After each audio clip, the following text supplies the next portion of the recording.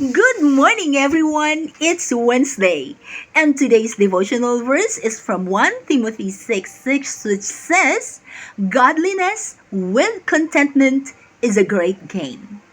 We love doing combination. Hot Barako coffee combined with hot pandesal is good for breakfast. In this world, if you are wealthy and you are beautiful, that is a great combination to say that you have a great gain. But then, wealth, you cannot bring that down to your grave. And beauty, it fades in time. But the Bible says godliness when you obey God, and contentment when you are satisfied with what God has given you. That's a greater gain because that is something that will last not only in this lifetime but even after life.